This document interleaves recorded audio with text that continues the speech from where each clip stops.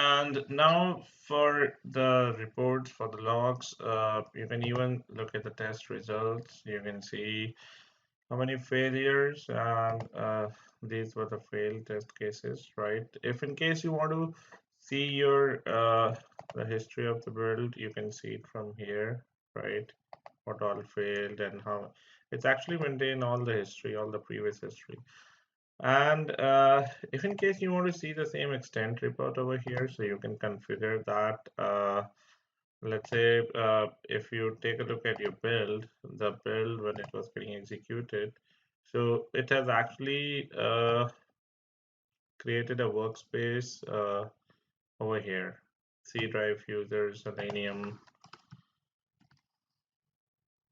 So your project is actually inside your .jenkins folder, the workspace, and this is your project, right?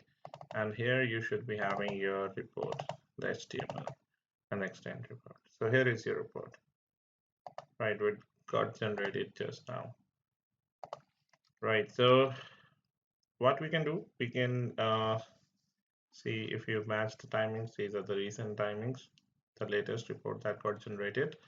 So what we can do is we can just copy this path and we can go back to the project, configure it, and add post build action publish HTML report. Directory should be this extend.html extend report, right? Save this and let's build it again. Let's see the output. It's getting from this origin URL.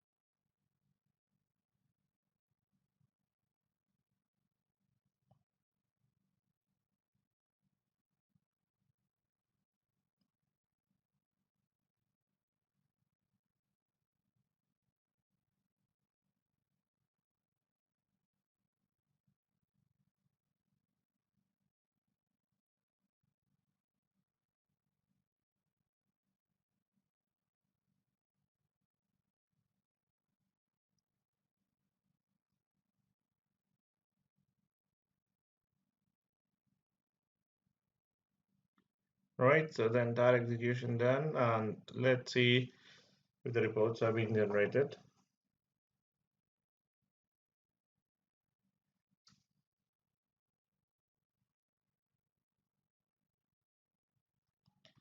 And let's go back to the project, see extend report, and here's the report. Here's the failure screenshot for first test, and here's the failure screenshot for the second test, right?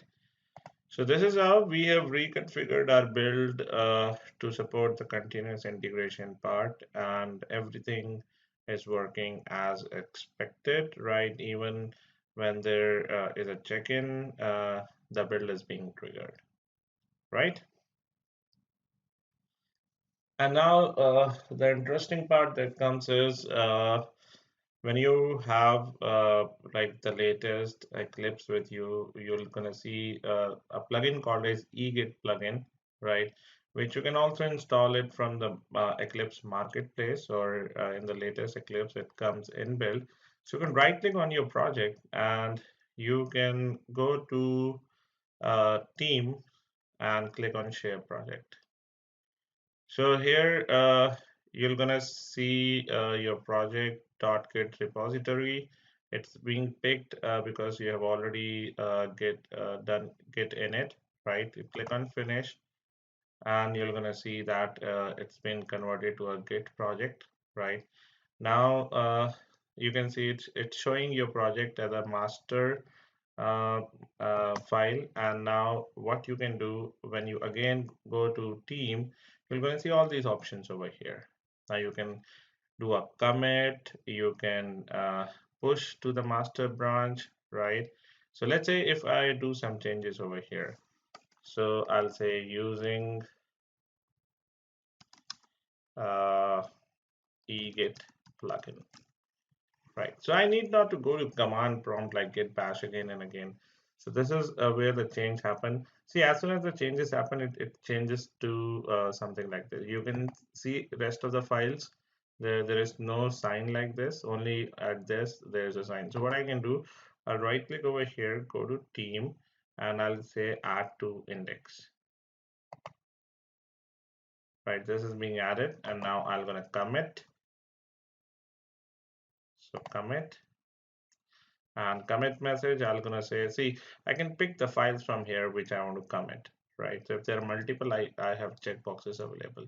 So I'll say committing e get changes, right? And I can commit it as well, or I can directly say commit and push. So I'll say commit and push, and you can see pushing to remote repository, and it's being pushed to this page object basics.git, right? And I'll click on OK. Let's go back to the repository and let's refresh it. You can see committing the e-git changes. And if you take a look at your file where you have done the changes, inside test, inside rough, you'll find your changes over here using e-git plugin. And let's go back to the dashboard and let's see if the builds get triggered, because we have done changes and we have checked in the code. So it should trigger the build as well. Let's just make sure everything works fine.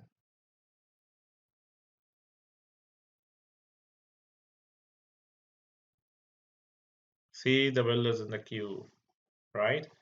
So now no need to go to git bash once you have created a git project like this, right?